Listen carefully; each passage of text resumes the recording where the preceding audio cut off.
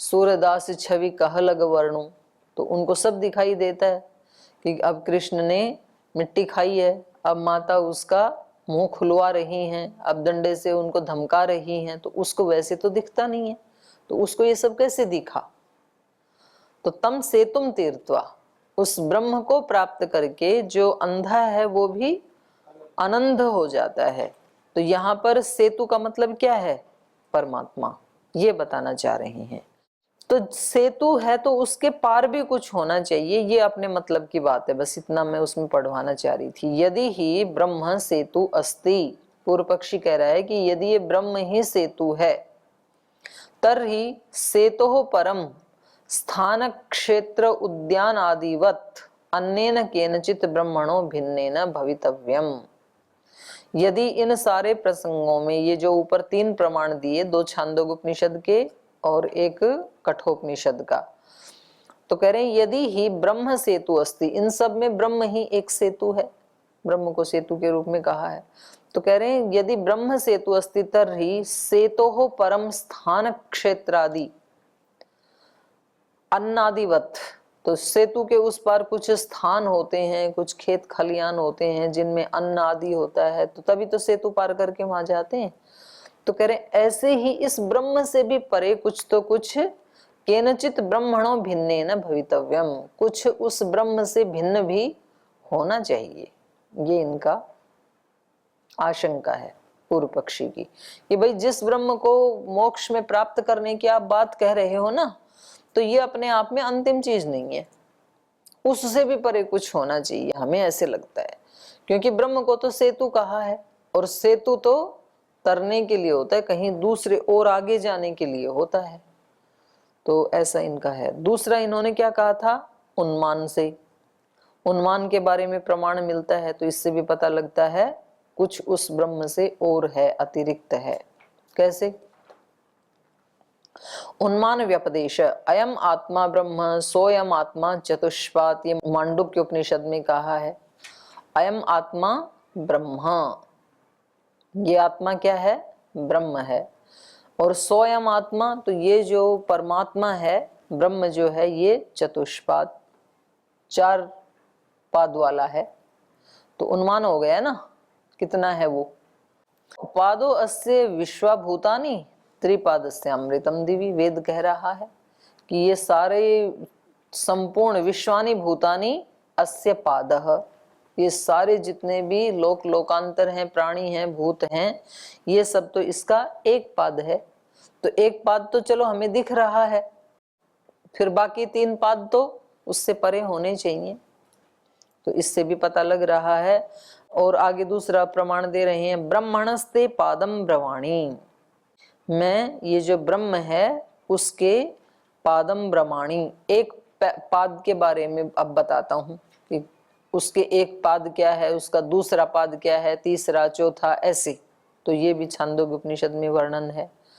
तदित्थम उन्मान प्रदर्शनेन यो हि खलु उन्मानवान यद्वा उन्मानेन लक्षितः, तो कह रहे हैं ये तो उन्मान बताया, उस ब्रह्म को उन्मान बता दिया ना, तो फिर उन्मानवान भी तो कोई होना चाहिए, यदि ब्रह्म उन्मान है तो।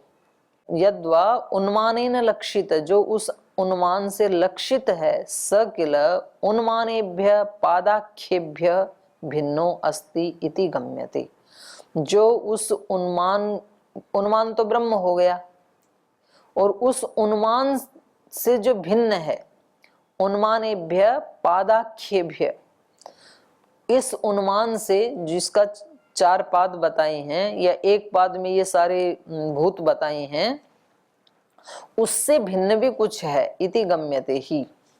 तत्र शिवम अद्वैतम चतुर्थम मन्यन्ते, मांडुक्य उपनिषद में ही आया कि वो जो चौथा उनका पाद है, वो ब्रह्म का कौन सा रूप है? शिव रूप है। शिवम अद्वैतम, अद्वैत रूप है वो उसका, वहां द्वैत नहीं है। शिवम अद्वैतम चतुर्थम त्रिपादस्य अमृतम दिवी, तो ये इस कथन से भी क्या पता लग रहा है कि इस एक पाद के अतिरिक्त इसके परे भी कुछ है। अभी तो हमने ये माना है कि ये जो दिखाई दे रहा है लोक लोकांतर, ये ही परमात्मा का मूर्त रूप भी है और अमूर्त रूप भी है। बोले नहीं, इतना ही नहीं है, इससे परे भी कुछ तो है, क्योंकि वेद कह रहा है त्रिपादस्या अमृतम दिवी अत्र उभयत्र अपि उन्मान प्रदर्शनेन शिवाद अद्वैतात् परम तथा अमृतात् परम किंचित भवेत इति सूच्यते। तो यहाँ दोनों जगह उन्मान का जो प्रदर्शन किया है, इससे पता लग रहा है शिवात परम, शिवात परम मतलब अद्वैतात परम, इस अद्वैत से भी परे, तथा अमृतात परम, इस अमृत से भी परे किंचित भवेत, कुछ होना चाहिए, ऐसे लग रहा है। तो अब इसका ये पढ़ लो एक बार उन्मान वाला, छांदोग्य उपनिषद का ब्रह्मणस्ते पादम ब्रवाणी, इसको पढ़ लो। ब्रह्मणश्च ते पादं ब्रवाणीति ब्रवीतु मे भगवानिति तस्मै होवाच प्राची दिक्कला प्रतीची दिक्कला दक्षिणा दिक्कलोदीची दिक्कलैष वै सौम्य चतुष्कलः कौन से पृष्ठ पे पढ़ रहे हो? प्रकाशवान नाम 450। 450 निकालो। 450 आप लोगों के पीछे वालों की कहाँ है उपनिषद? तो निकाल के उसको पढ़ भी तो लो। आपकी कहाँ है स्वामी जी? क्यों? कल बोला तो था कि सबको लानी है, लेके आना कल सब अपनी अपनी पुस्तक। ये सत्य काम वाला प्रसंग है उसमें, जो गाय बैल सिखाते। तब उसे बैल ने कहा, हे सौम्य, ब्रह्म के 4 पाद हैं, 4 चरण हैं, जिनमें से एक का नाम प्रकाशवान है। इस प्रकाशवान चरण की 4 कलाएं हैं, प्राची दिक् कला, प्रतीची दिक् कला। चलो अपने को बस इतना ही पढ़ना था कि वो जो ब्रह्म जिसका ये उपदेश दे रहे हैं उसके 4 पाद हैं। 4 पाद हैं मतलब उन्मान हो गया ना, कि वो इतना इयत्ता का पता लग गया ना उसका। तो इयत्ता का पता लग गया तो इसका मतलब जो ये उन्मान है, तो उन्मान वाला जिसका ये उन्मान है, तो वो भी कोई और होना चाहिए। तो इससे पता लग रहा है कि इससे परे भी कुछ है। बाकी तो फिर एक और है, ये नहीं हो गया, ये तो उसका है। हाँ ये पढ़ सकते हैं मांडुक्य वाला, शिवम अद्वैतम चतुर्थम पादम, 201 पृष्ठ पे मांडुक्य 7। नान्तः प्रज्ञम न बहि प्रज्ञम नो भयतः प्रज्ञम न प्रज्ञान घनम न प्रज्ञम न प्रज्ञम अदृश्यम अव्यवहार्यम अग्राह्यम अलक्षणम अचिन्त्यम अव्यपदेश्यम एकात्म प्रत्यय सारम प्रपंचोपशमम शांतम शिवम अद्वैतम चतुर्थम मन्यन्ते स आत्मा स विज्ञेयः। तो उसको जानना चाहिए जो शिव है, अद्वैत है, और जो चतुर्थम पादम, एक पाद तो ये भूत है ना, और 3 पाद उसमें है, दिव्य में है, और उन 3 में भी जो उसका चौथा पाद है जिसको बोलते हैं ना तुरीय, तो तुरीय भी तो चतुर शब्द से ही बनता है ना, चतुरस प्रत्यय वार्तिक है, चतुर शब्द से छस प्रत्यय होकर के चकार का लोप हो जाता है और ईय होकर के तुरीय बन जाता है। तो वो जो चौथा रूप है, जो शिव है, अद्वैत है, उसको जानो, ऐसे वहां पर कहा है। तो इससे पता लग रहा है कि इस ब्रह्म को जो हमने प्राप्त किया, जो एक पाद वाला ब्रह्म है, लोक लोकांतरों वाला, तो इससे भी आगे कुछ तो है, ऐसे पता लग रहा है। अत्र उभयत्र अपि उन्मान प्रदर्शनेन शिवात् अद्वैतात् परम, उस शिव से परे, अद्वैत से परे, तथा अमृतात् परम, उस अमृत से भी परे, किंचित भवेत इति सूच्यते, कुछ तो होना चाहिए, ऐसा पता लग रहा है। तो 2 हो गया। संबंध के व्यपदेश से पता लग रहा है, संबंध मतलब संयोग इति तावत, संयोग इति यावत तस्य व्यपदेश। बोले संयोग का भी व्यपदेश कथन मिलता है, कैसे? परम ज्योति उपसंपद्य स्वेन रूपेण निष्पद्यते। तो यहाँ पर 2 का संयोग हो रहा है ना उस परम ज्योति का, तो कह रहे हैं कि यहाँ पर एक परम ज्योति का संयोग हुआ, तो इससे पता लग रहा है कि और भी आगे होना चाहिए। एक ज्योति आत्मा था, फिर एक ज्योति परम ज्योति परमात्मा, तो उससे आगे भी तो होना चाहिए संयोग, क्योंकि संयोग जो हैं वो ये बताते हैं कि कुछ उनके अतिरिक्त कुछ और भी है, माने किसी चीज का मानो किसी चीज के साथ संयोग हुआ है, तो इसका मतलब इस संयोग से पहले वो किसी दूसरी जगह था, तो वियोग भी साथ जुड़ा हुआ है ना। वहां से वियोग होकर के तब यहाँ संयोग हुआ है, और यहाँ यदि संयोग हुआ है तो आगे भी संयोग हो सकता है। जब वहां से वियोग होके यहाँ संयोग हुआ है, तो यहाँ से संयोग होके भी तो आगे कुछ किसी के साथ संयोग हो सकता है ना। जैसे हम आत्माओं का इस शरीर के साथ संयोग हुआ है, तो इसका क्या मतलब है कि कहीं से वियोग भी हुआ, कहीं तो छोड़ के आए हैं, और यदि कहीं से छोड़ के आए हैं तो फिर इसके बाद भी कहीं संयोग हो सकता है। यात्रा जब वहां से यहाँ आ गई तो आगे भी तो होनी ही चाहिए ना, तो कोई हेतु तो है नहीं कि आगे नहीं होगी। तो इसका मतलब जहां आज संयोग है, इससे अतिरिक्त भी कुछ है संसार में, पीछे वाला भी है इससे अतिरिक्त और आगे वाला भी है। तो ये कहना चाह रहे हैं ये संबंध के बारे में। तो यहाँ कहा संबंध व्यपदेश संयोग इति यावत् तस्य व्यपदेश, संबंध का भी कथन किया है। परम ज्योति उपसंपद्य स्वेन रूपेण निष्पद्यते प्राज्ञेन आत्मना संपरिष्वक्त, ये बृहदारण्यक में कहा। प्राज्ञेन आत्मना, उस प्राज्ञ आत्मा के साथ संपरिष्वक्त, तो यहाँ भी वो जुड़ जाता है। संयोगो ही वियोगापेक्ष, कह रही यहाँ जो संयोग बताया है वो संयोग हमेशा क्या होता है, वियोगापेक्ष, वियोग की अपेक्षा से संयोग होता है। जो संयोग हुआ है वो कहीं से तो चल के आया है ना, तो वहां से वियोग हो गया ना उसका, तो उस वियोग की अपेक्षा से संयोग हुआ है। तो इसका मतलब इस संयोग से अतिरिक्त भी किसी का अस्तित्व है। तो जब जीवात्मा का परमात्मा से संयोग हुआ है या परमात्मा का जीवात्मा से संयोग हुआ है, तो कहीं से तो वियोग भी हुआ ही होगा, तो उससे अतिरिक्त कुछ तो है, ये कहना चाह रहे हैं।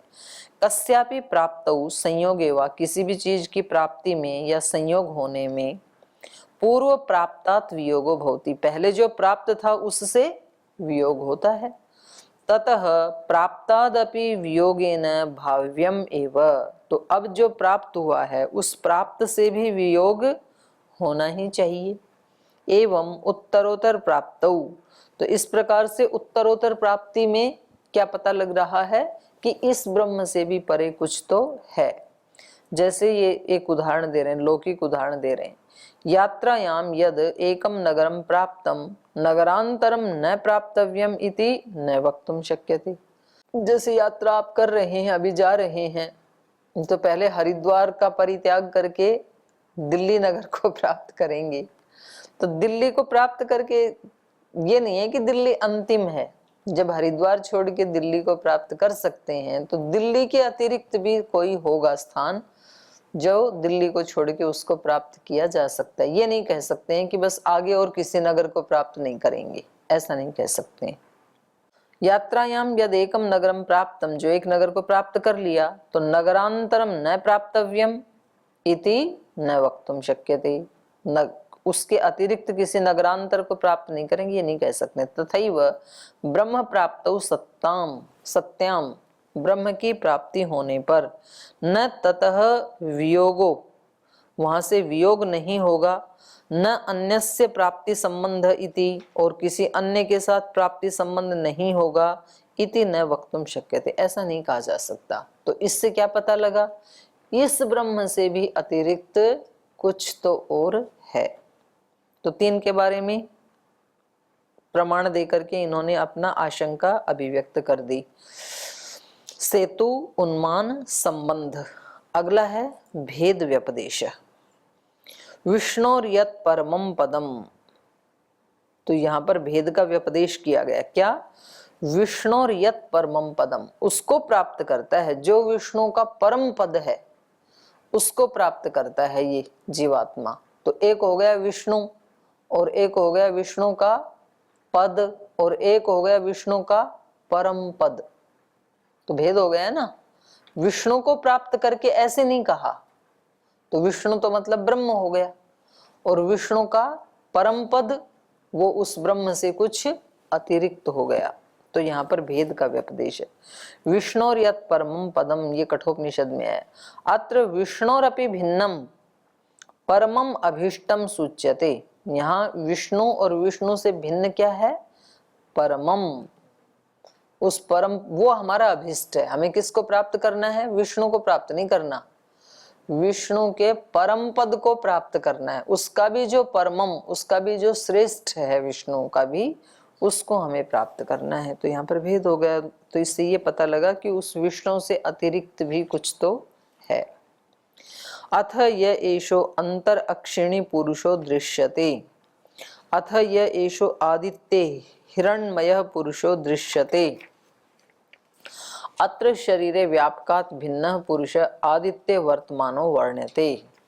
तो कह रहे हैं यहाँ पर भी ये जो दोनों छांदोग्य उपनिषद के जो उदाहरण दिए कि ये जो अंतर अक्षिणी पुरुषो दृश्यते, ये जो आंख के अंदर पुरुष दिखाई दे रहा है, तो इसका मतलब आंख के अंदर जो पुरुष दिखाई दे रहा है वो ही ब्रह्म है, ऐसे वहां पर वर्णन है। और वो इन झरोखों से बाहर झांक रहा है, जैसे कोई कमरे में खड़ा होकर के और बाहर का सारा दृश्य देखता है। तो जैसे आप यहाँ से ये खिड़की खोलेंगे ना अभी, तो आपको तो ग्राउंड में कौन कौन है वो सब दिख जाएंगे, पर ग्राउंड वालों को आप नहीं दिखेंगे। तो ऐसे ब्रह्म तो सबको देख लेता है इन झरोखों से, पर उस ब्रह्म को नहीं देख पाते हैं हम। ये झरोखे भी नहीं देख सकते और बाहर वाले भी नहीं देख सकते उसको। तो ऐसा वो ब्रह्म है। तो उसके लिए यहाँ पर कहा है अथ ये एषो अंतर अक्षिणी पुरुष। आंख के भी अंदर जो पुरुष, आंख नहीं देखती है, आंख तो उसका एक झरोखा बन गया, एक मीडिया बन गया, बल्कि वो पुरुष ही झांक रहा है। पुरुष का मतलब है वहां पर परम पुरुष ब्रह्म। तो आंखों से, तो इसलिए बोलते हैं ना भाई, यदि आपने सच, आप सत्य के ऊपर अड़िग हैं, यदि आपने झूठ नहीं बोला है, तो मेरी आंखों में आंख डाल करके देखो। तो बोलते हैं कि जब किसी ने अगर असत्य बोला है ना, तो वो व्यक्ति आंख नहीं मिला सकता है, क्योंकि आंख के अंदर वो ब्रह्म झांक रहा है और ब्रह्म तो सब कुछ जानता ही है। तो वो व्यक्ति फिर आंखें नहीं मिला सकता है। तो थोड़ी देर में उसकी आंखें जो है ना वो इधर उधर देखने लगे, इसका मतलब उसने सत्य नहीं बोला। और यदि तो वो सच्चा है तो आंख से आंख मिला करके बिल्कुल बोल देगा वो कि हाँ ये ऐसा ही है ये, तो आप कहीं भी कहलवा लो जी मेरे से, तो फिर वो डरेगा नहीं। तो कहा विष्णोर यत् परमं पदम अत्र विष्णोरपि भिन्नम परमम अभीष्टम सूच्यते, अथ य एषो अंतर अक्षिणी पुरुषो दृश्यते, अथ य एषो अंतर आदित्य, और ये जो आदित्य में हिरण्मय पुरुष दृश्यते। तो इन दोनों को पढ़ लो एक बार, 316 और 320, तो ये दोनों पढ़ लो, है ना। 16 वाला पहले पढ़ लो, ये एशो अंतर आदित्य हिरण्मय पुरुषो दृश्यते, 166 है ये। इसमें ऐसे के अथ यद एव एतद आदित्यस्य शुक्लम भाः स एव सा अथ यन्नीलम परः कृष्णम तद अमस्तत् सामात्। अथ य एषो अंतरादित्य हिरण्मयः पुरुषो दृश्यते, हिरण्मय श्मश्रुल हिरण्यकेश आप्रणखात् सर्व एव सुवर्णः। तो यहाँ किसका वर्णन चल रहा है? पीछे किसके बारे में कहा जा रहा है ये? तो ये बता रहे हैं इसमें कि और जो आदित्य के भीतर यह सुनहरा पुरुष दिखता है, सुनहरी दाढ़ी मूछ वाला, सुनहरे केशों वाला, नखों तक सारा सोने ही सोने का है। ये हिरण्मय पुरुष की बात कर रहे हैं। नहीं, इससे पीछे किसका वर्णन चल रहा है? उद्गीत का वर्णन, उद्गीत का चल रहा है ना, ब्रह्म का वर्णन चल रहा है। ऋक् तथा साम की एकता दर्शाते हुए ब्रह्मांड तथा पिंड में उद्गीत। तो ये ब्रह्मांड की बात चल रही है ना, ब्रह्म की ही बात चल रही है। तो यहाँ भी बोलो। अत यह एषो अंतरिक्षिणी पुरुषो दृश्यते सई वर्क्तसाम तदुक्थम तद यजुस्तद ब्रह्म तस्य एतस्य तदेव रूपम यदमुष्य रूपम यावमुष्य गेष्णौ तौ गेष्णौ यन्नाम तन्नाम। हिंदी में पढ़ दो। और जो आंख के भीतर पुरुष दिखता है वही ऋक है, वही साम है, वही उक्त है, वही यजु है, वही ब्रह्म है। उसका वही ब्रह्म कह दिया ना उसको जी। उसका वही हिरण्मय रूप है जो आदित्यस्थ पुरुष का है। आंख में दिख रहे पुरुष की महिमा का भी वही ऋक और साम गान करते हैं जो आदित्यस्थ पुरुष की महिमा का गान करते हैं। आँख में दिख रहे पुरुष का नाम भी आदित्य में दिख रहे पुरुष के नाम की तरह उत नाम ही है। तो ये ऋग यजु साम अथर्व आदि जिसकी उपासना कर रहे हैं, जिस ब्रह्म की उद्गीत के माध्यम से सारी सृष्टि में ही उद्गीत हो रहा है, वो पुरुष कौन है? तो बोले वो इसमें पिंड में देखें तो इस जो आंख के अंदर है वो पुरुष है, वो ब्रह्म है। और इस ब्रह्मांड में देखें तो आदित्य में जो हिरण्मय पुरुष है वो वही है। तो ये दोनों ब्रह्म के ही रूप हैं। तो उसकी ये सारी सृष्टि उपासना कर रही है उद्गीत के माध्यम से। जैसे वेद में उद्गीत के माध्यम से ब्रह्म की उपासना की जाती है, ऐसे ही ये सारी सृष्टि उद्गीत का गान कर रही। तो ऐसे वहां पर बताया। तो ये भिन्न हो गया ना उससे। फिर एक तो आंख में ब्रह्म है और एक तो फिर आदित्य में ब्रह्म है। तो जब ये पिंड से वहां पर चला गया तो उसके भी परे होना चाहिए ना कुछ, आदित्य ब्रह्म के परे भी। तो इन सारे वर्णनों से, इन सारे प्रमाणों से ये पता लगता है कि ऊपर जो प्रकृत ब्रह्म था 30 नंबर सूत्र तक, उस ब्रह्म से भी आगे कुछ तो है, ऐसा प्रतीत होता है। ये पूर्व पक्षी का कहना था। अत्र शरीर व्यापकात भिन्न पुरुष आदित्य वर्तमानो वर्ण्यते, माने शरीर में व्यापक जो पुरुष है आंख में, उससे भिन्न ये आदित्य में वर्तमान जो पुरुष है इसका वर्णन किया है। क्रमशः उत्तरयति तत्र प्रथमम सेतु व्यपदेश विषय। तो अब एक एक को लेकर के उत्तर देंगे इसका। तो कहा सेतु की बात जो आप कह रहे थे कि सेतु का उपदेश है, तो कह रहे हैं सामान्यात्तु। बोले वो तो सामान्य रूप से कहा है, क्योंकि दृष्टांत और दार्ष्टान्त बिल्कुल एक जैसे थोड़े ही होते हैं। जैसे यहाँ लोक में जो सेतु है वो तैरने का मतलब उस पार जाने का साधन बनता है, ऐसे ही इस संसार से, भवसागर से पार कराने के लिए परमात्मा सहायक बनता है, सेतु का काम करता है। माने केवल हम अपने बलबूते पे इस भवसागर को नहीं तर सकते हैं, तो इस रूप में उसको सेतु कहा है। तो बिल्कुल इस सेतु के जैसे थोड़े ही है वो, क्योंकि व्यक्ति की अपनी जो इंद्रियों की सामर्थ्य है, मन बुद्धि की सामर्थ्य है, केवल मात्र उतने से उसको पाया नहीं जा सकता। इस भवसागर को, इस अज्ञान अंधकार को पार किया नहीं जा सकता, ये कथन है वहां पर सेतु कहने का। तो ये सामान्य कथन है ना। तो वो साधन भी है और साध्य भी वही है। ऐसा नहीं है कि वो साधन बन गया तो अब साध्य कोई और होना चाहिए। यश्च सेतु व्यपदेश प्रदर्शित स खलु सामान्य धर्माद उक्तः। तो वहां पर जो सेतु कहा है कठोपनिषद में, वो सामान्य धर्म को लेकर कहा है। विधारकत्वम ही सेतु हो, सेतु धारण करने वाला भी तो होता है ना, दोनों किनारों को धारण करता है वो। विधारकत्वम ही सेतु, क्योंकि वो इस लोक और उस लोक दोनों लोकों को धारण करता है परमात्मा, इसलिए उसको क्या कहा? सेतु। सामान्य धर्म तत्र अभीष्टः न तु काष्ठ मृदादिमयत्वम अपि तत्र कल्पित। माने जो ये सेतु बनता है लकड़ी मिट्टी आदि से, ऐसे ही वो परमात्मा भी होगा, ऐसी कल्पना नहीं करनी चाहिए। सेतु ही स्रोतसाम विधारकः। सेतु क्या होता है? जो दो स्रोत हैं, अर्थात ये किनारा और वो किनारा, उन दोनों को धारण करने वाला होता है। तो कह रहे हैं ऐसे ही ब्रह्मा अपि जगत मर्यादानाम लोकानाम च विधारकः। तो ऐसे ही परमात्मा भी जो है जगत जगत की मर्यादा और सब लोक लोकांतरों का विधारक है। वेद मंत्र में आया ना, यो अंतरिक्षे रजसो विमानः। अंतरिक्ष में रहता हुआ जो विशेष मान से युक्त कर रहा है इन लोक लोकांतरों को, तो इन सब को जो धारण कर रहा है, नहीं तो गिर जाएंगे इधर उधर, एक दूसरे से टकरा जाएं। तो उस रूप में परमात्मा क्या है? सेतु। जैसे सेतु दोनों किनारों को धारण करता है, टूटने से बचाता है, ऐसे ही परमात्मा इन सब लोक लोकांतरों को धारण कर रहा है। तो इस धर्म को लेकर के वहां पर सेतु कहा है परमात्मा को। उक्तम च लोकानाम असंभेदाय।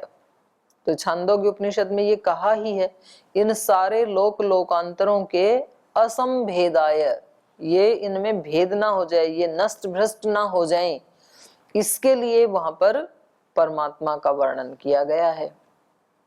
ऐसे ही एषः सर्वेश्वरः, तो ये इसका बृहदारण्यक का है, एषः ब्रह्म सर्वेश्वर, जो सबका ईश्वर है, उसको क्या कहा, सेतुः विधारणः एषाम लोकानाम असंभेदाय, वो परमात्मा सेतु है, वो जो सर्वेश्वर है वो इन सब लोक लोकांतरों का सेतु है।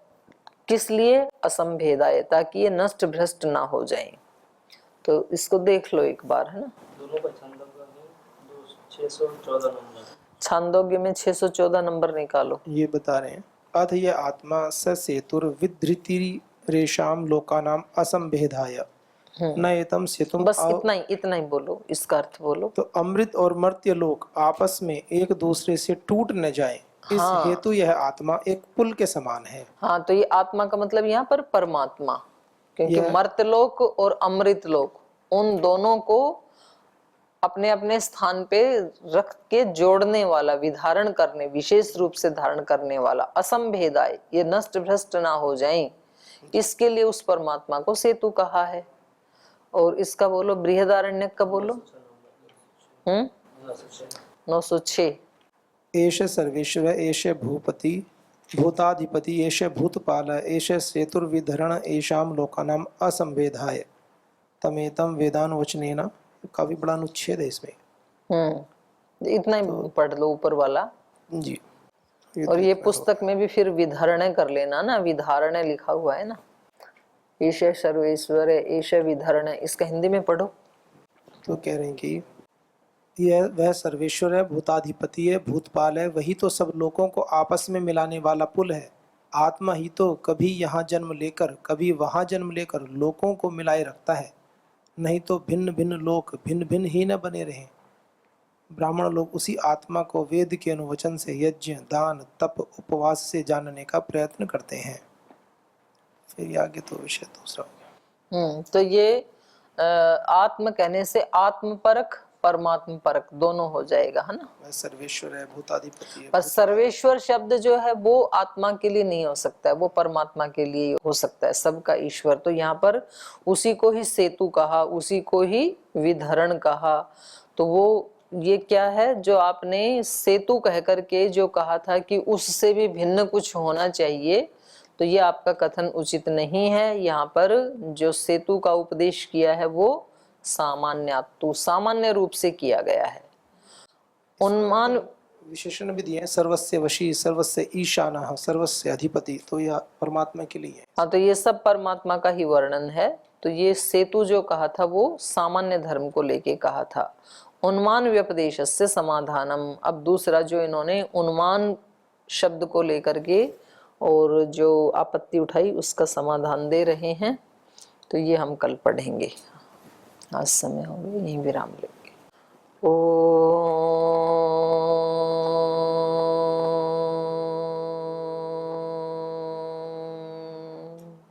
शांति शांति शांति। श्री गुरुभ्यो नमः।